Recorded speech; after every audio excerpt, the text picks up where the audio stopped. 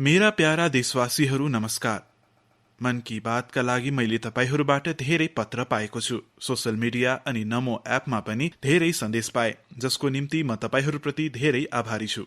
यस कार्यक्रममा एक अर्काका प्रेरणादायी प्रयासहरूको चर्चा गर्नु, जन आन्दोलनद्वारा परिवर्तनका गाथा सम्पूर्ण देशलाई बताउनु हामी सबैको कोशिश रहने गर्दछ। यस कड़ीमा म आज तपाईहरूलाई देशको एउटा यस्तो जन आन्दोलनको चर्चा गर्न चाहन्छु जसको देशका हरेक नागरिकको जीवनमा धेरै नै महत्व छ। तर यसअघि म आजका पीढ़ीका नौजवानसँग 24-25 वर्षका युवाहरूसँग एउटा प्रश्न सोध्न चाहन्छु र प्रश्न अति गम्भीर छ र मेरो प्रश्नमाथि अवश्य विचार गर्नुहोला।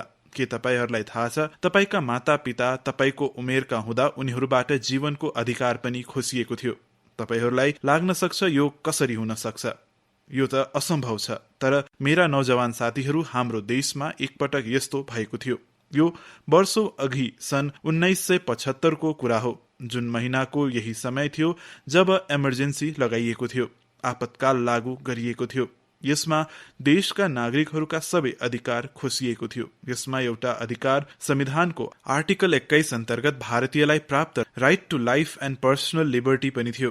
त्यस समय भारतको लोकतन्त्रलाई कुल्चिने प्रयास गरिएको थियो। देशका अदालतहरू, हरेक संवैधानिक संस्था, प्रेस सबैमाथि नियन्त्रण लगाइएको थियो। सेन्सरशिपको हालत कस्तो थियो भने बिना स्वीकृति केही पनि छाप्न सकिँदैन थियो। मलाई याद छ, त्यस ताकका सुविख्यात गायक किशोर कुमारजीले सरकारको वाहवाही गर्न अस्वीकार गर्दा उनीमाथि पनि बन्देज लगाइएको थियो। रेडियोमा उनको एन्ट्री नै बन्द गरिएको थियो। तर धेरै कोशिश, हजारौंलाई पक्राउ अनि लाखौं मानिसमाथि अत्याचारपछि पनि भारतका जनमानसको लोकतन्त्रबाट विश्वास डगमगाएन, रत्तीभरि पनि डगमगाएन।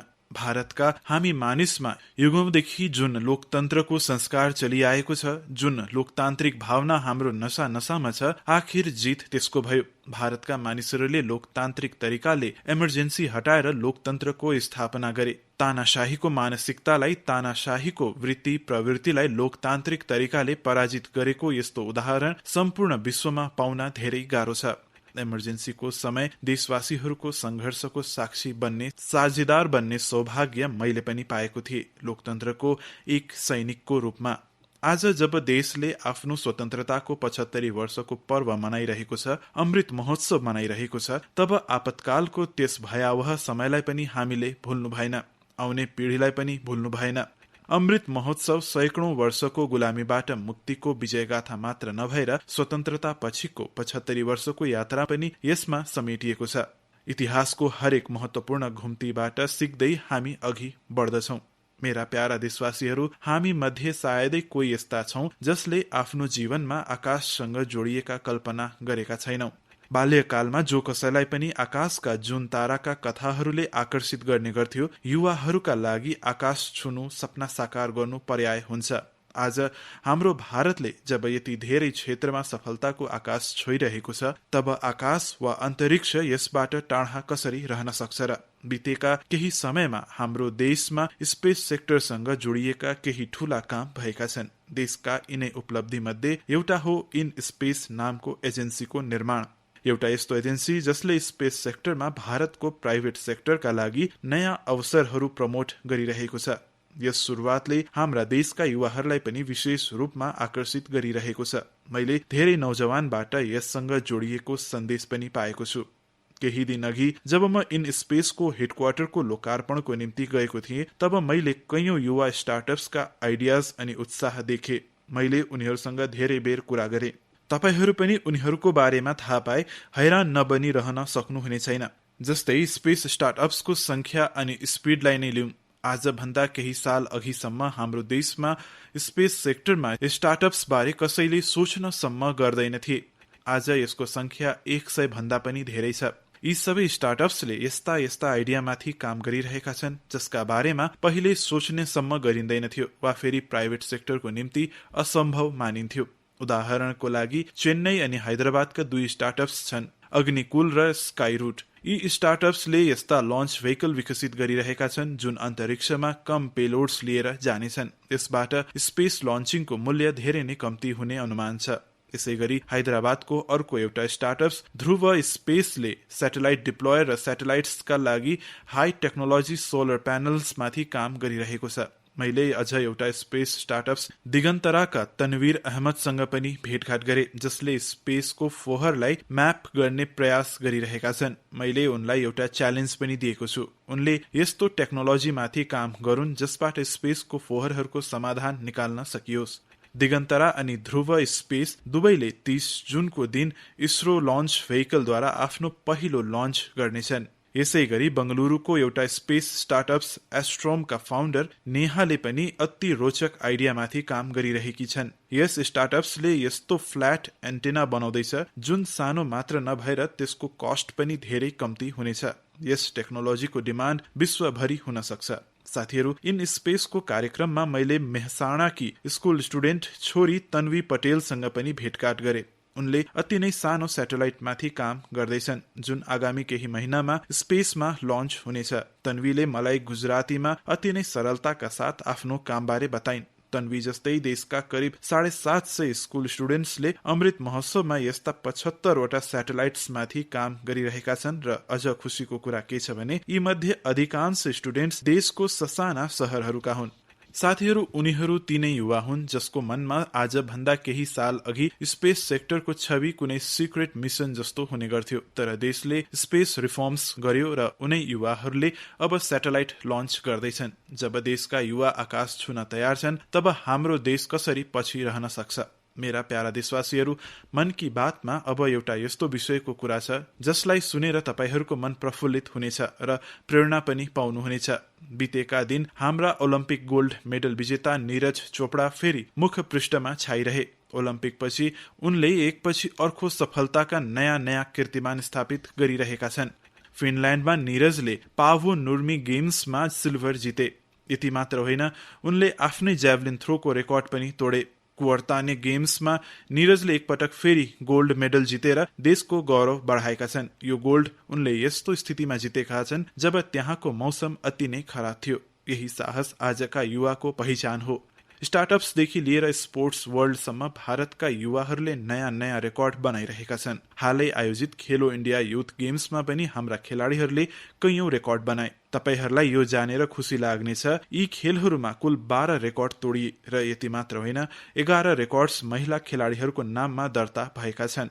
मणिपुरकी एम मार्टिना देवीले वेट लिफ्टिङमा 8 वटा रेकर्ड्स बनाएकी छन्।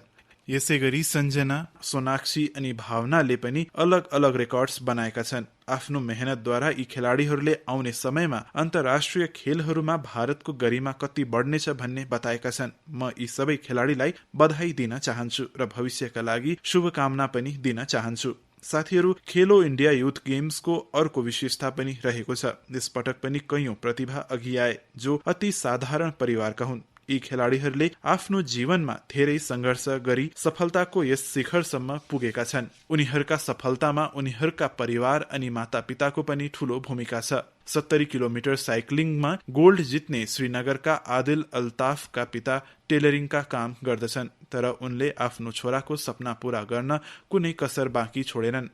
आज आदिलले आफ्नो पिता अनि सम्पूर्ण जम्मू कश्मीरको शिर गर्वका साथ उच्च बनाएका छन्। वेट लिफ्टिङमा गोल्ड जित्ने चेन्नईका एल धनुषका पिता पनि एक साधारण कार्पेन्टर हुन्। सांगलीकी छोरी काजोल सरगारका पिता चिया बेच्ने काम गर्छन्। काजोलले आफ्नो पितालाई काममा सघाउनका साथै वेट लिफ्टिङको अभ्यास पनि गर्छन्। उनी साथै उनका परिवारको यस मेहनतले रङ ल्याएको छ र काजोलले वेट लिफ्टिङमा धेरै वाहवाही बटुल्दैछन्। ठीक यस्तै करिश्मा रोहतककी तनुले पनि गरेकी छन्। तनुका पिता राजवीर सिंह रोहतक स्कुलमा एक बस ड्राइभर हुन्। तनुले कुस्तीमा स्वर्ण पदक जितेर आफ्नो परिवारको, आफ्नो पिताको सपना साकार गरी देखाएकी छन्। साथीहरू, खेल जगतमा अहिले भारतीय खेलाडीहरूको वर्चस्व त बढी नै रहेको छ। यसका साथै भारतीय खेलहरूको पनि नयाँ पहिचान बन्दै गइरहेको छ। जस्तो कि यसपल्ट खेलो इन्डिया युथ गेम्समा ओलम्पिकमा सामेल भएका स्पर्धाहरू बाहेक 5 स्वदेशी खेल पनि सामेल भएका थिए। यी 5 खेलहरू हुन् गतका, थाङता, योगासन, कलरीपयट्टु अनि मल्लखम्ब। साथीहरू, भारतमा एउटा यस्तो खेलको अन्तर्राष्ट्रिय प्रतियोगिता हुन गइरहेको छ जुन खेलको जन्म सदियौं पहिला हाम्रै देशमा भएको थियो, भारतमा भएको थियो। यो आयोजन हो 28 जुलाईदेखि सुरु हुने शतरन्ज ओलम्पियाड। यसपल्ट शतरन्ज ओलम्पियाडमा 180 भन्दा अधिक देशले भाग लिइरहेका छन्। खेल तथा फिटनेसको हाम्रो आजको चर्चा एउटा अर्को नाम बिना पूरा हुँदैन। यो नाम हो तेलंगानाकी पर्वतारोही पूर्णा मालावथको। पूर्णाले 7 समिट च्यालेन्जलाई पूरा गरेर उपलब्धिको एउटा अर्को झण्डा फहराएकी छन्। 7 समिट च्यालेन्ज अर्थात् विश्वको 7वटा सबैभन्दा कठिन अनि उच्च पहाडमा चढ्ने चुनौती। पूर्णाले आफ्नो बुलन्द हौसलाका साथ नर्थ अमेरिकाको सबैभन्दा उच्च शिखर माउन्ट देनालीको चढाई पूरा गरेर देशलाई गौरवान्वित तुल्याइन्। पूर्णा भारतकी उनी छोरी हुन् जसले लगभग 13 वर्षको उमेरमा माउन्ट एभरेस्टमा जित हासिल गर्ने अद्भुत उपलब्धि हासिल गरेर देखाएकी थिइन्। साथीहरू, जब कुरा खेलको हुँदैछ तब म आज भारतको सर्वाधिक प्रतिभाशाली क्रिकेटरहरूमा उनीहरूमध्ये एक मिताली राजको पनि चर्चा गर्न चाहन्छु। उनले यसै महिना क्रिकेटबाट सन्यासको घोषणा गरेकी छन्, जसले धेरै खेल प्रेमीहरूलाई भावुक बनाएको छ। मिताली खाली एक साधारण खेलाडी मात्र रहेकी छैनन्, तर उनी अनेकौं खेलाडीहरूका लागि प्रेरणा स्रोत पनि रहेकी छन्। म मितालीलाई उनको भविष्यका लागि धेरै शुभकामनाहरू दिन चाहन्छु। मेरा प्यारा देशवासीहरू, हामी मन की बातमा वेस्ट टु वेल्थ अर्थात् फोहोरदेखि धनसित सम्बन्धित सफल प्रयासहरूको चर्चा गर्दै आइरहेका छौं। यस्तै एउटा उदाहरण हो मिजोरमको राजधानी आइजोलको। आइजोलमा एउटा सुन्दर नदी छ, चिटे लुई, जुन वर्षौंको उपेक्षाको कारण दुर्गन्ध र फोहोरको थुप्रोमा परिणत भयो। गत केही वर्षदेखि यो नदीको संरक्षणका लागि प्रयास सुरु भएको छ।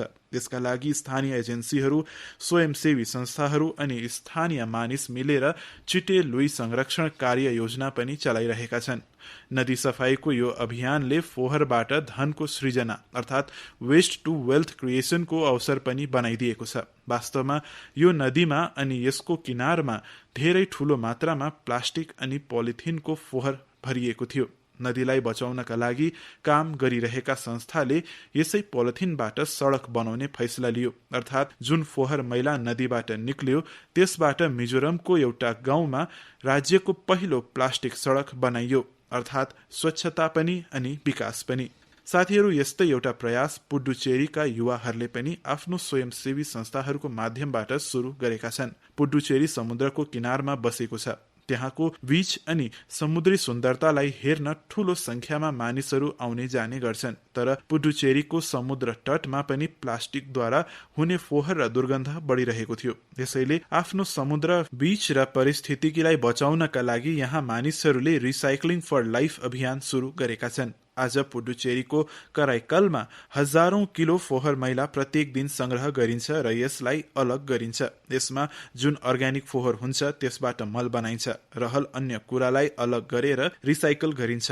यस प्रकारको प्रयास प्रेरणादायी त हुन्छ नै, सिंगल युज प्लास्टिक विरुद्ध भारतको अभियानलाई पनि गति प्राप्त हुँदैछ। साथीहरू, अहिले जब म तपाईहरूसित कुरा गर्दैछु तब हिमाचल प्रदेशमा एउटा अनौठो साइक्लिङ र्याली पनि चलिरहेको छ। म यस बारेमा पनि तपाईहरूलाई बताउन चाहन्छु। स्वच्छताको सन्देश लिएर साइकल यात्रीहरूको एउटा समूह शिमलादेखि मण्डीसम्म निक्लिएको छ। पहाडी मार्गमा करिब 250 किलोमिटर यो दूरी यी मानिसले साइकल चलाउँदै पूरा गर्नेछन्। यो समूहमा बालक बालिका अनि वृद्ध वृद्धा पनि छन्। हाम्रो पर्यावरण स्वच्छ रहोस्, हाम्रो पहाड नदीहरू समुद्र स्वच्छ रहे तब स्वास्थ्य पनि उत्तिकै राम्रो हुँदै जान्छ। तपाईहरूले मलाई यस प्रकारको प्रयास बारे अवश्य लेखिरहनुहोस्। मेरा प्यारा देशवासीहरू, हाम्रा देशमा मनसुनको लगातार विस्तार भइरहेको छ। धेरैवटा राज्यहरूमा वर्षा बढिरहेको छ। यो समय जल अनि जल संरक्षणको दिशामा विशेष प्रयास गर्ने पनि हो। हाम्रो देशमा त सदियौंदेखि यो जिम्मेवारी समाजले नै मिलेर उठाइरहेको छ। तपाईहरूलाई स्मरण होला, मन की बातमा हामीले एकपल्ट स्टेप वेल्स अर्थात् बावडीहरूको विरासतमाथि चर्चा गरेका थियौं। बावडी त्यो ठूलो कुवालाई भनिन्छ जसमा सिँढीको प्रयोग गरेर पुगिन्छ। राजस्थानको उदयपुरमा यस्तै एउटा 100औं वर्ष पुरानो एउटा बावडी छ, सुल्तान की बावडी। यसलाई राव सुल्तान सिंहले बनाएका थिए, तर उपेक्षाका कारण बिस्तारै बिस्तारै यो ठाउँ बिरानो हुँदै गयो अनि फोहोर मैलाको थुप्रोमा परिणत भयो। एक दिन केही युवाहरू त्यसै घुम्दै यो बावडीसम्म पुगे र यसको अवस्था देखेर धेरै दुखी भए।